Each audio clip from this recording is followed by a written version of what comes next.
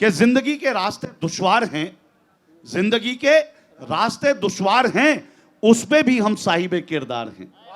जिंदगी के रास्ते दुश्वार हैं, उस पे भी हम साहिबे किरदार हैं। और अब दवाओं की जरूरत है इन्हें, पेड़ पौधे इन दिनों बीमार हैं। अब दवाओं की जरूरत है इन्हें, पेड़ पौधे इन दिनों बीमार हैं। और हमको जुमलों की तरह से मत पढ़ो, हमको जुमलों की तरह से मत पढ़ो।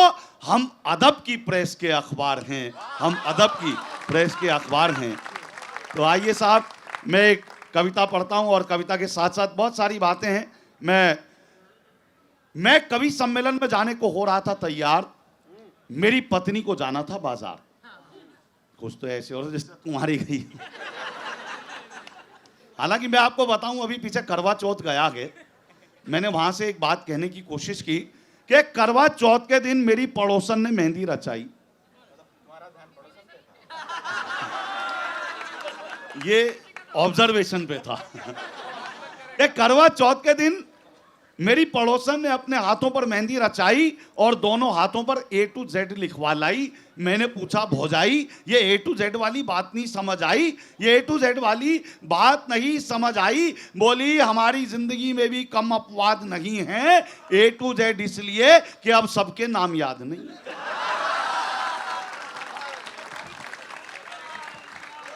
कुछ कहना चाह रहे हो? नहीं, मैं तो ये कह रहा हूँ जमाना बदल गया, अब तो छलनी के आर पर दोनों तरफ मुंह छुआड़े होने लगे। बहुत अच्छे, बहुत अच्छे, बहुत अच्छे। जमाना तो बहुत बदल गया है, इसमें कोई दो राय नहीं। अरुण भाई हाजिर जवाब आदमी, हरियाणा का आदमी, 4 दिन पहले फोन करके मुझसे कहने लगे, दीपक भाई मेरी बकरी ने अंडा दिया है। अच्छा, हरियाणा का मानस से कुछ भी कर सकता है। अच्छा, मुझे लगा, मैंने कहा अंडा तो मुर्गी देती है, फिर भी मैंने डरते डरते पूछ लिया। मैंने कहा, अरुण भाई जहां तक मुझे पता है मुर्गी देती है अंडा, तो बकरी नहीं देती। बोले, हाँ यार, मैंने अपनी मुर्गी का नाम बकरी रखा हुआ। बड़ी सारी बातें होती पर आइए मैं वहीं से शुरू करता हूं कि मैं कवि सम्मेलन में जाने को हो रहा था तैयार, मेरी पत्नी को जाना था बाजार। सकुचाती शर्माती मुझसे बोली, मुझे छोड़ दोगे क्या?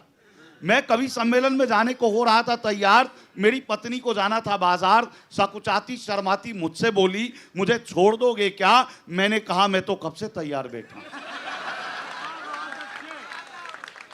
मैंने कहा, मैं तो कब से तैयार बैठा हूं, पर 7 फेरे लेने के बाद लाचार बैठा हूं। अब इसमें ना तेरी कोई खता ना मेरी कोई खता, पर तुझे इस बात का नहीं पता कि शादी वाले दिन जब घोड़ी पर होकर सवार मैं पहुंचा मंडप के द्वार, तो तेरे पिता ने मेरे हाथ में 5 लाख रुपए देते हुए कहा, बरखुरदार ये मेरी इज्जत तुम्हारे हाथ में है, कहीं जानी नहीं चाहिए बेटा, पैसे हर महीने आते रहेंगे, लड़की मायके नहीं आनी चाहिए।